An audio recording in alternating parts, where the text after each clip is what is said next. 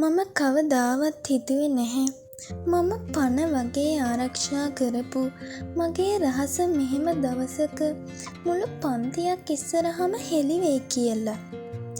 මේ පොත මගේ අතින් වැටුණ නෙවෙයි. මගේ මුළු ජීවිතයම එතන ඇදගෙන වැටුණා. පියල්, ඔයා ඒ පොත අතට ගද්දි මගේ පපුව නතර වුණා.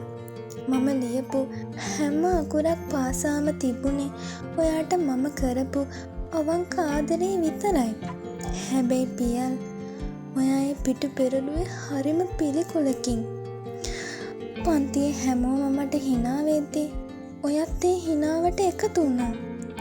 අප්පිරියයි. ඔයා මගේ මූණට මෙහෙම කිව්වා. මම කළුයි තමයි. පියල්, මම කැතයි තමයි. ඒත් ඒ අකුරු ඇතුලේ තිබුණේ මගේ ලස්සන හදවත. ඔයාට ඒක පෙනුනේ නැහැ. ඔයාට පෙනුනේ මගේ මූණේ තියෙන අඳුර විතරයි. ඊට පස්සේ ෂෙහාරා. එයා මගේ ඉස්සරහට ආවේ මාව විනාශ කරන්න වගේ. මගේ කොල්ලට ඇහැ දාන්න එපා කියලා.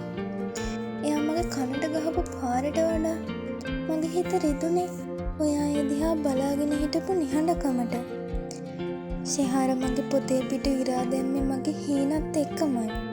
පන්තියේ හැමෝම මට හෝ කියද්දි මට දැනුනේ මම මේ ලෝකෙ තනි වෙලා කියලා.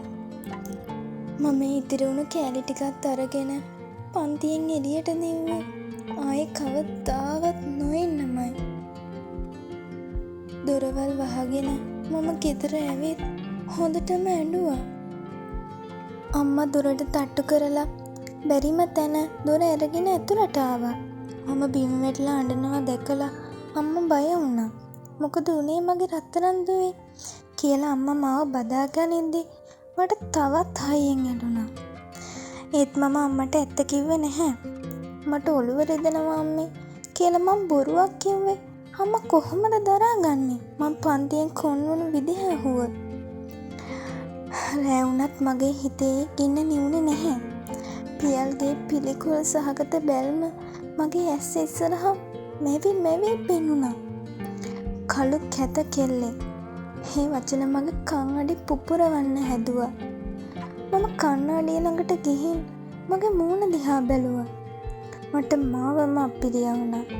මට හිතුණා මේ හැම දෙයකින්ම අදින් ඉවර කරන්න. මම හැමින් සැරේ මේසය උඩ තිබුණු බ්ලේඩ් තලය අතට ගත්තා. මගේ අත් උරන්න ගත්තා.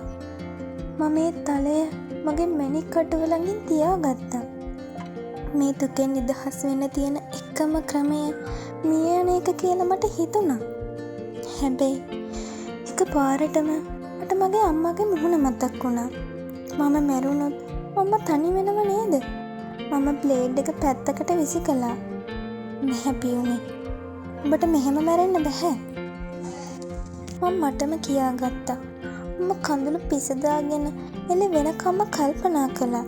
මාව පාගපු මිනිස්සු ඉස්සරහා මම වැටිලා ඉන්නවා බලන්න ඒ අයට ඕනේ. හැබැයි මං එහෙම වෙන්නේ නැහැ. පහවදා උදේම මම ඉස්කෝලේ යන්න ලෑස්ති වුණා. මගේ මූණ කණ්ණාඩියෙන් බලද්දි මගේ ඇස්වල තිබුණේ පරණ පියුමි නෙවෙයි. මං ගේට්ටුවෙන් එළියට බැස්සේ හරිම අමුතු හැඟීමකින්. මම පන්තියට ඇතුළු වෙනකොට හැමෝම බලාගෙන හිටියේ මම අඬ එයි කියලා. හැබැයි මම පන්තියට ඇතුළු වුණේ වෙනස්ම කෙනෙක් විදිහට. පියල් මගේ දිහා බලද්දි මම එයාගේ මූණටම hina වුණා. මේ hinaව පිටිපස්ස තිබුණ වේදනාව මොකක්ද කියලා දන්නේ මං විතරයි. පියුමිය ළඟට මොනා කරයිද? මේ පන්තියේ ළමයි යාට මොනා කරයිද? ඊළඟ කොටස බලන්න. මාව subscribe කරන්න. ඔයා මෙතන හිටියන ඔයා ඊළඟට කරන්නේ මොකද්ද?